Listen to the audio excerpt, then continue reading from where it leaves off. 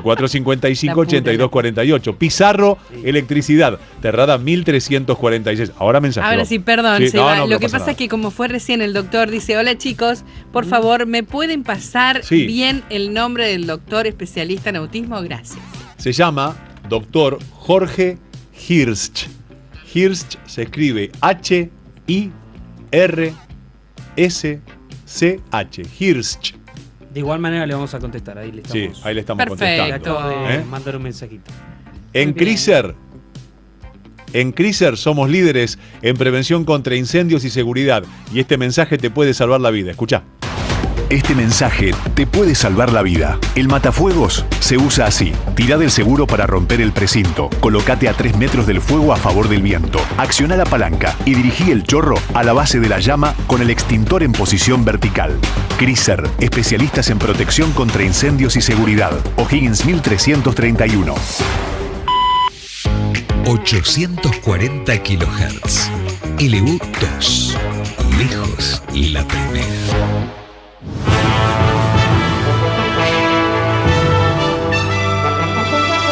LU2, señal informativa, títulos.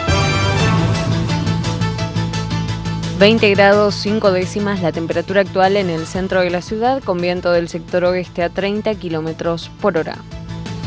El 12 de mayo iniciará el juicio por falsa denuncia, tenencia de arma de fuego y homicidio agravado por alevosía, en el que se va a analizar la conducta de Nora Marta Lozano. La mujer está acusada de asesinar a Jorge Scali, de 68 años de edad, y arrojar su cuerpo sobre el kilómetro 740 de la Ruta 3 Sur, cerca de Teniente Origone. El hecho ocurrió en septiembre del año 2022. Tras una larga investigación para poder identificar a Scali, se comprobó que Lozano era familiar política de la víctima y luego de la muerte del hombre, seguía cobrando su jubilación ya que era la persona apoderada. Felicita Salvite, la conductora de 20 años de La Plata que cruzó un semáforo en rojo, atropelló y mató a un motociclista a mediados de abril del año pasado. Está cerca de conseguir la prisión domiciliaria. Una resolución de la justicia de la provincia de Buenos Aires falló en contra de la familia de la víctima. Son unos explotadores, dijo Gabriel Solano al criticar a la gestión de Javier Milei porque el salario mínimo pasó de 296.000 a 302.600 pesos. El legislador de izquierda aseguró que esto representa un aumento de 5.768 pesos mensuales, o bien 192 pesos diarios, con lo que no se puede comprar ni un chicle.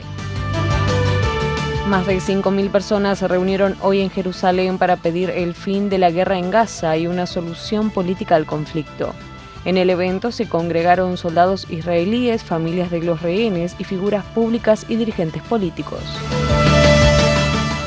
20 grados 5 décimas la temperatura actual en el centro de la ciudad, 36 el porcentaje de la humedad, viento del sector oeste a 30 kilómetros por hora, presión alta. 1016,2 hectopascales. Reiteramos, temperatura actual 20 grados 5 décimas. Estás en LU2. Estás informado. Para la atención de consultas de violencia de género, se encuentra disponible la línea telefónica gratuita con alcance nacional 144. Vía internet www.lu2.com.ar. Lejos la primera.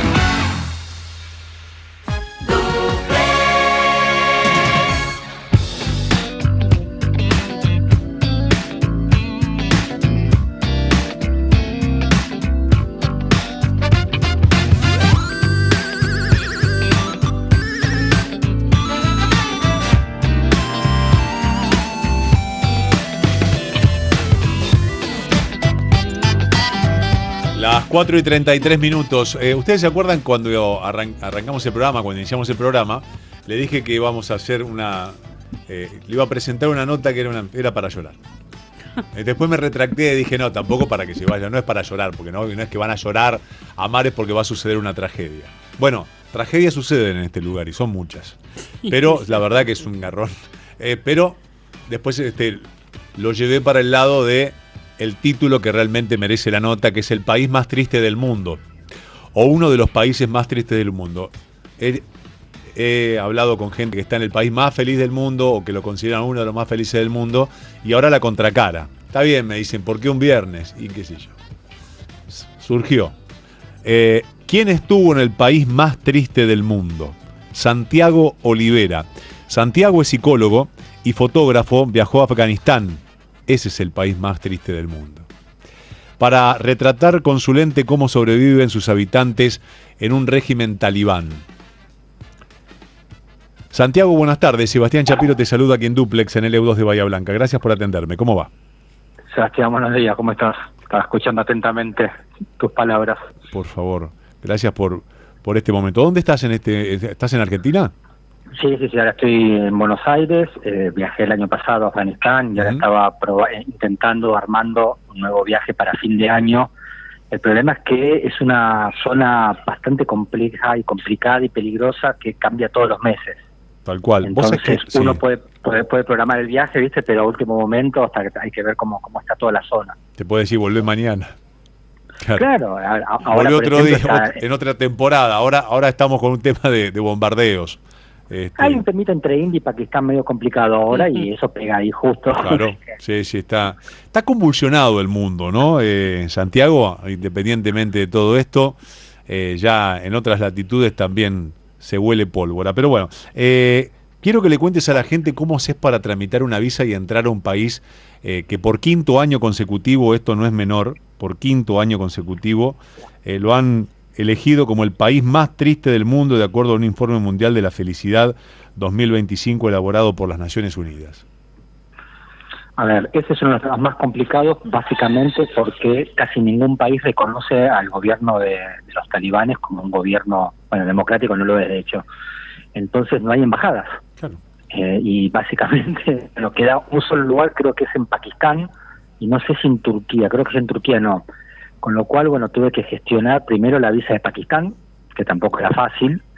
Una vez que viajé allá, gestionamos, fui a la embajada de Afganistán en Pakistán, también con la incertidumbre de si me iban a dar la visa, cuánto tiempo iba a tardar. Obviamente ahí ayudado con un guía local de Pakistán, que es el que tenía un poco la llave de entrada. Digamos que todos los pagos no eran muy formales para conseguir las cosas. Entonces ahí es donde uno necesita una persona local, si no es muy complicado. Y ahí, bueno, una vez con los papeles encima, nos dirigimos al paso Kiber, que es un paso montañoso, es un paso muy mítico, porque por ahí se dieron las grandes conquistas que entraron a Afganistán, y bueno, ahí empezó la travesía del viaje. ¿Te tuviste que vacunar? Vacunar no, me tuve que comprar, bueno, básicamente ir sin ropa occidental. Era una recomendación que hacían bastante estricta, que el jean está muy mal visto, o cualquier ropa que tenga un signo de ropa occidental no está bien vista, así que en Pakistán básicamente yo viajé sin nada, sin ropa, me compré ahí. ¿Qué compraste? ¿Qué vestías? Es la vestimenta típica de ellos, desde un sombrero que usan y después unas túnicas, claro. Unos pantalones como muy anchos, un chaleco. El chaleco es una vestimenta que básicamente da estatus y todo el mundo usa, cómoda, una vestimenta cómoda. Y las vacunas previas no, lo que sí me dieron ahí en el paso fronterizo, que yo no sabía qué era, pero me dijeron, abrí la boca y me pusieron como unas gotas. Después me entero que era la vacuna contra el polio. Contra la polio. Bueno. Pero imagínate que en un idioma, en una fila, lleno de gente, lleno de caos, me ponen así medio a la fuerza unas gotas y después cuando me dieron un papel me decía, ahí me enteré que me habían dado la vacuna contra el polio. Pero después solamente eso. Abra la boca, ya es una ya es el preámbulo de dónde estoy entrando, ¿no? Mire, por razones de seguridad, abra la boca, no te pregunta nada, abrí la boca o no entras o te va a pasar algo. Sí. Fue literalmente así. Yo me enteré al rato cuando me dieron un papel y que leí de polio y ahí entendí que había pasado. Contanos de Afganistán. ¿Realmente es el país más triste del mundo? ¿La tristeza camina por las calles? ¿La gente realmente, no sé si desconoce la felicidad o no conoce las libertades de vivir bajo otras acciones, por decirlo decorosamente y de otra manera. Y vos como psicólogo me encantaría que nos cuentes y que nos desarrolles un día de alguien, de una familia allí, cómo se tiene que manejar. A ver, te diría como conclusión, después la sensación que a mí me quedó, bueno, después obviamente leyendo esos rankings, que siempre esos rankings son medio a la distancia, ¿no es cierto? Siempre claro. Muchas veces se rigen por, no sé, algunos estándares, pero otra cosa es estar ahí. Te diría que con respecto a la felicidad, el problema no es que no hay felicidad en el país, el problema es que está totalmente segmentada en qué parte de la población se la ve feliz y qué parte no. Está muy marcado eso, sobre todo desde el regreso de los talibanes al gobierno. Por ejemplo... Y los hombres los vi disfrutar, los vi reírse, los vi jugar, los vi poblar los parques de diversión, las plazas públicas. Yo no vi ahí una cosa de desdicha pero bueno, muy distinto es la realidad de las mujeres. Ya muy distinta, no, es totalmente inversa la relación de lo que les pasa a las mujeres. ¿Qué le pasa a las mujeres y a los niños? A ver, a las mujeres en los últimos meses o desde la vuelta de los talibanes se fueron implementando una serie de leyes, desde la Sharia, que es la ley islámica de ellos, llevadas al extremo, ¿no es cierto?, del nivel de estricto. Ya no pueden trabajar, está prohibido el trabajo para las mujeres, no pueden estudiar después de los 13 años, las niñas pueden estudiar, pueden tener una educación formal hasta los 13, después de los 13 ya no. Pues ¿Y qué tampoco hacen? pueden trabajar, como te dije, no, bueno, están con las actividades del hogar y la atención de la familia. La última ley que sacaron hace unos meses directamente establecía la prohibición del ocio para las mujeres. Eso es ley, prohibición del ocio. Es una ley. Es tremendo. Sí, a ver, era una cosa que yo ya veía que se estaba implementando, ¿no es cierto? Digo, las mujeres tienen prohibida la entrada a los parques. O sea, traspolado acá es como que no sé, a los bosques de Palermo no pueden entrar, o a un parque público, ya no, a todos los lugares donde iban en familia antes. Sí, no es tan permitido la dispersión para las mujeres bajo ningún punto de vista, en ningún ámbito. ¿Y quién hace las compras? Porque vas a una galería, tiene que comprar, se tiene que vestir, ahí hay una dispersión. Para eso está permitido, pero bueno, evidentemente ellos lo catalogan eso como una necesidad básica para ellos mismos, para el hombre, claro. de familia. Sí, ir a divertirse, salir con amigas, ir a tomar algo, ir a un karaoke, no existe eso, olvídate. Vamos a bailar, una granada van a bailar, sí. Te diría que es una realidad impensada, tristemente impensada para las mujeres. Qué tristeza. Pero bueno, es muy fuerte verlo. A mí una de las imágenes que más me impactó, o sea, el día viernes allá en Afganistán es como nuestro domingo. Es el día festivo, el día que no se trabaja, el día donde la ciudad está poblada de gente divirtiéndose, o compartiendo. Y nosotros llegamos un día, uno se pierde con los días cuando está en ese tipo de viajes. Y me llamaba la atención que lo atípico del día era mucha gente en las calles, pero mucha. Y de repente me di cuenta que toda esa gente eran todos hombres. Y era llamativo, ¿no es cierto?, la situación. Entonces ahí le pregunto a mi guía local, a mi guía afgano, ¿qué estaba pasando? ¿Y por qué no había mujeres? Y bueno, me explicó que el día de los viernes es el día destinado al ocio de los hombres, que ahí directamente las mujeres no pueden salir a la calle. Uh-huh. Y es impactante, o sea, es impactante ver una ciudad solo de hombres. ¿Y los niños cómo viven? ¿Cómo salen a la calle? Los niños viven... No, normalmente tienen una vida normal, o sea, yo he interactuado con muchos, a ellos sí los podía fotografiar, he visitado escuelas, he visitado colegios de la ONU, en campamentos, he visitado colegios donde estudian el Islam. Ellos tienen una vida, obviamente dentro de lo que puede ser Afganistán, que para nuestra realidad es totalmente distinta, ¿no es cierto? Nosotros, no hay nada que se parezca a lo que nosotros estamos acostumbrados.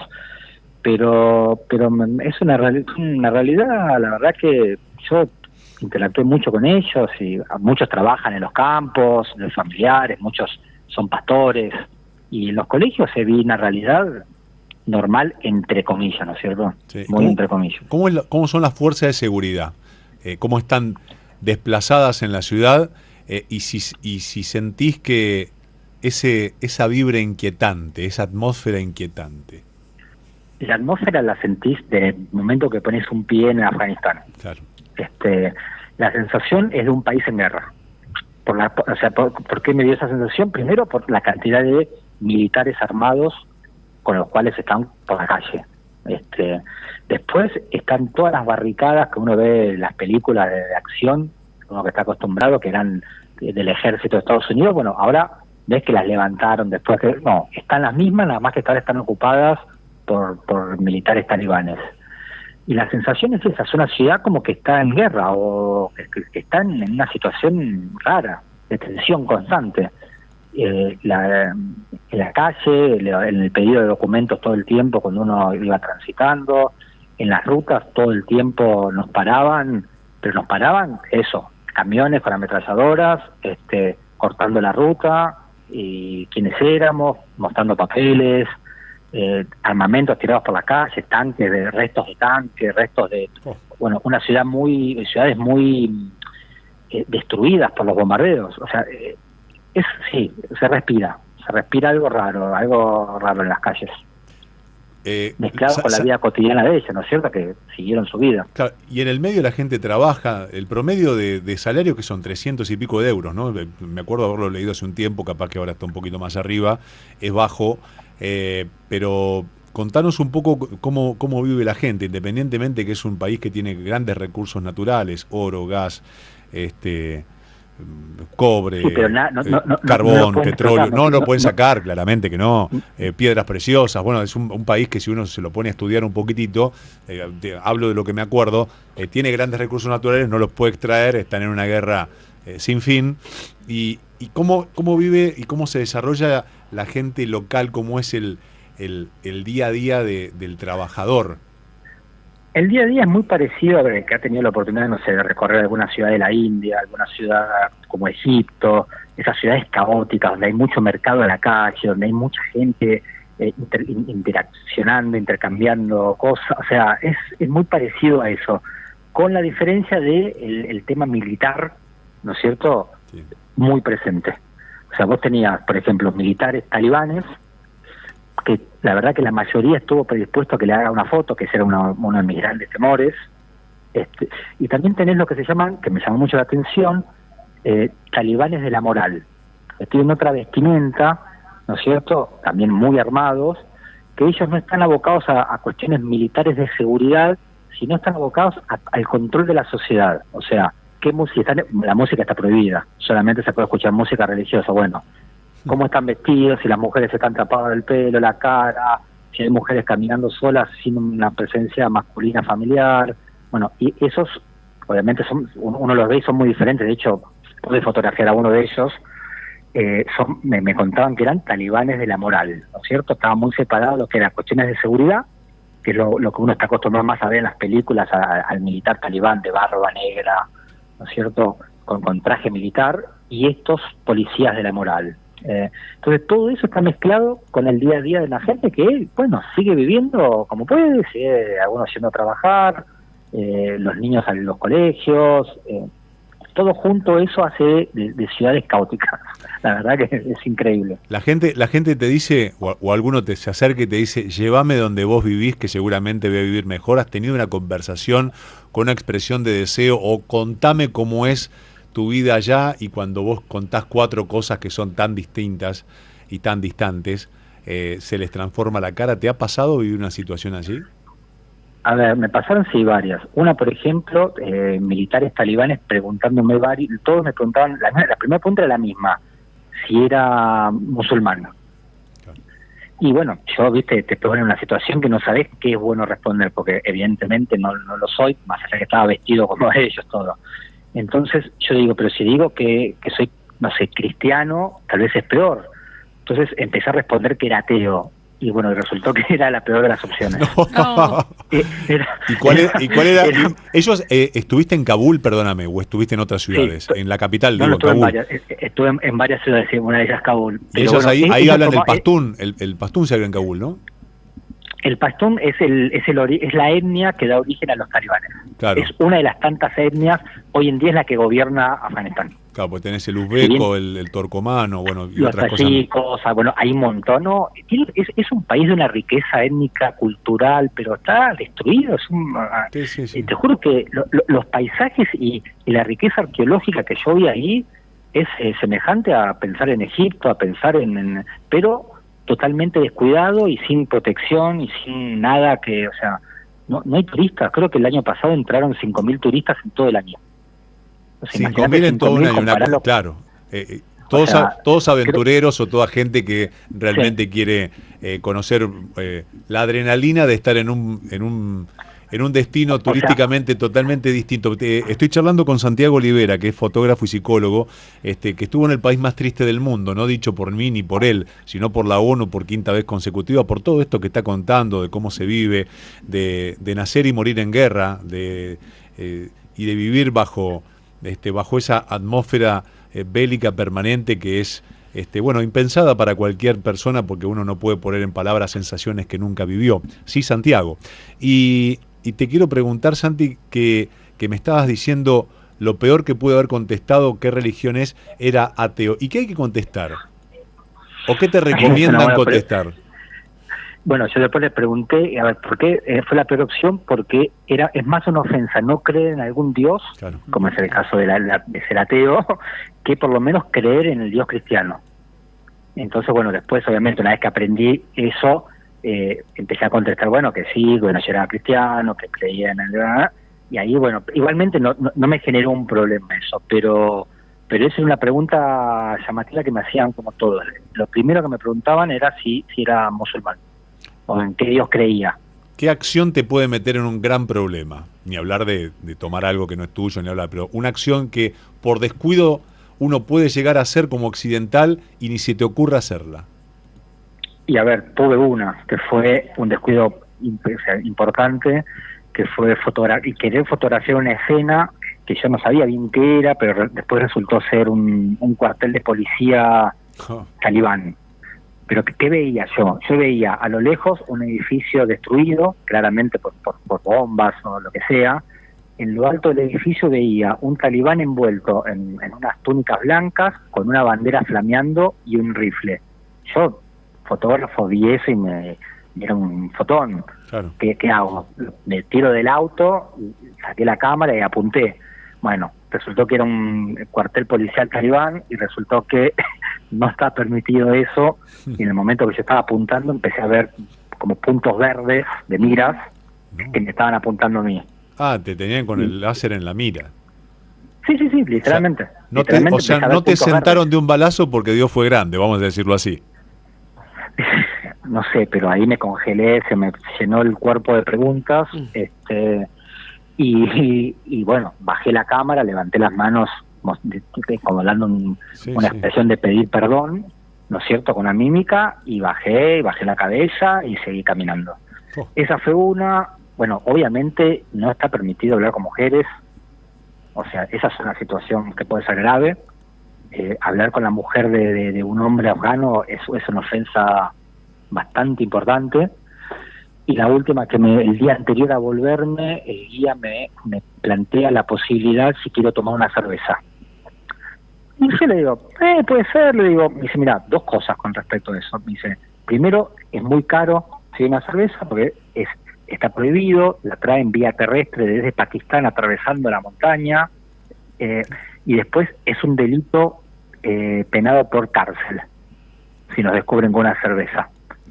Pero no me invitas a la cárcel, papu. Claro. Tomemos un vaso con agua, nos demos un abrazo, o no, ni un abrazo por la duda, que no se confunda. Muchas gracias, buenas noches, hasta siempre. Claro. Era mi última noche en Kabul. Lo pensé 2 segundos, creo que fue, después me dije, lo pensé demasiado tiempo, y dije, no quiero tener la anécdota de conocer una cárcel afgana un día antes por tomarme una cerveza, que yo apenas tomo alcohol, entonces no merecía la pena, no valía la pena. Tal cual. Un día de volverme no, pero bueno, hay cuestiones, si uno hace cosas que no están acorde a su ley, la va a pasar mal. Santiago, vos que has recorrido el mundo, me contás y nos contás esto de Afganistán, de lo que se vive, de los países tristes. ¿Qué conclusión sacás?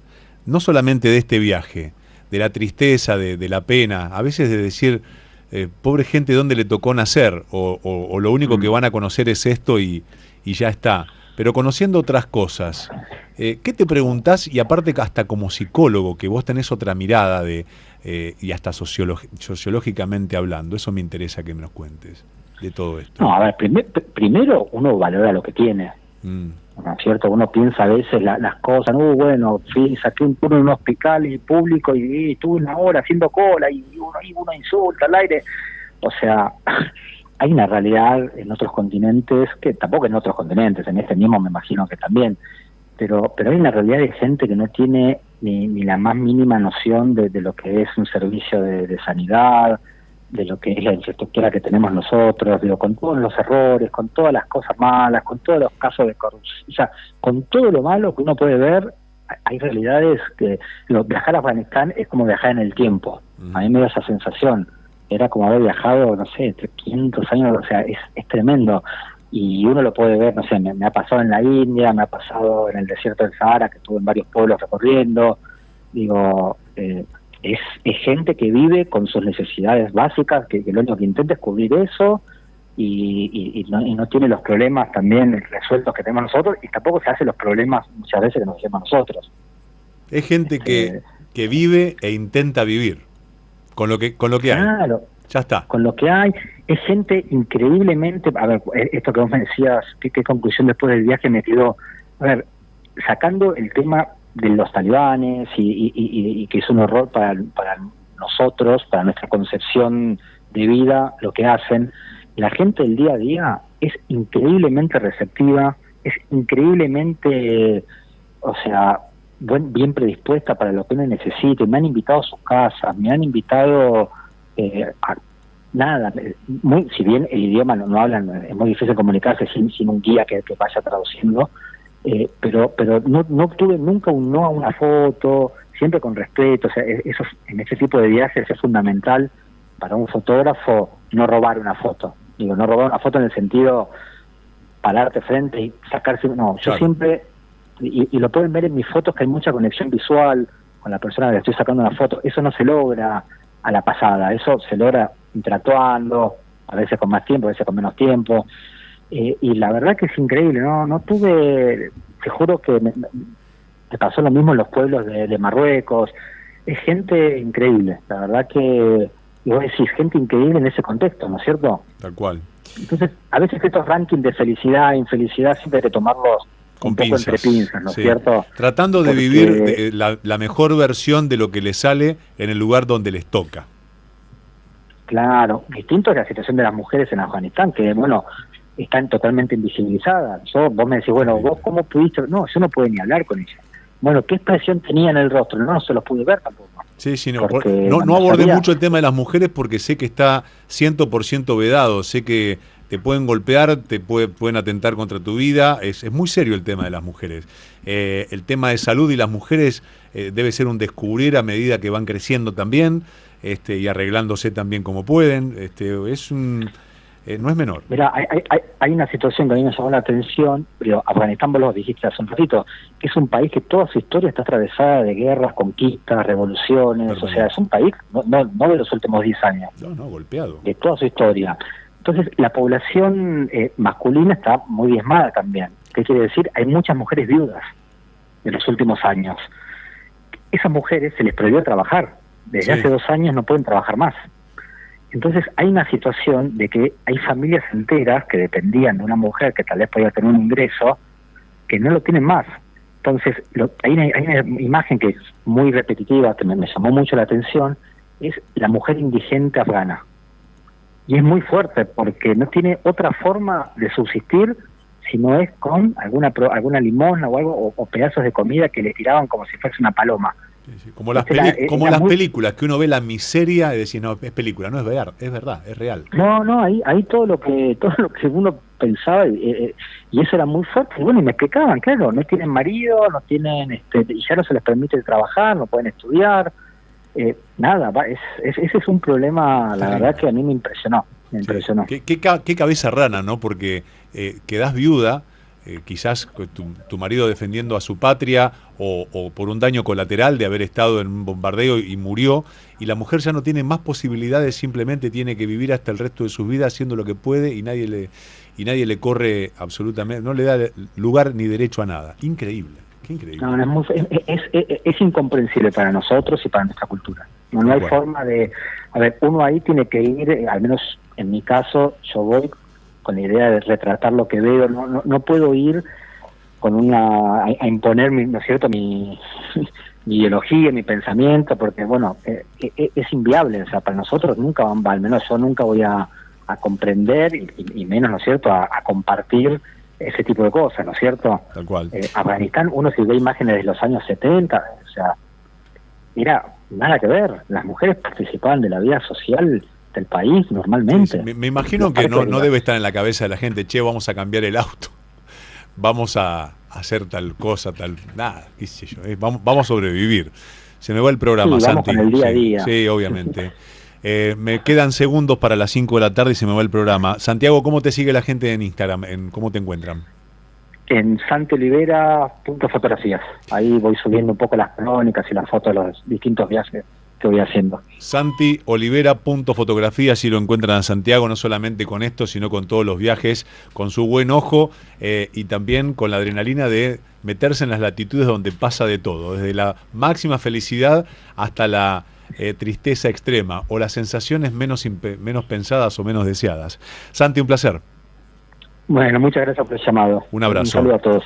Chau. Santiago Olivera, fotógrafo, psicólogo, charlando sobre el país más triste del mundo, que le pusimos en la nota, y también lo llamó así, Afganistán con todo, con esto breve. Imagínense si uno empieza a recorrer otros vericuetos de la historia de gente que a veces dice, qué suerte que nací en tal lugar, bueno, o qué mala suerte que me está pasando esto. Pensá en ese momento, aunque sea un ratito, en que existe Afganistán y hay gente, lo de las mujeres me quedé helado, y los chicos, etcétera.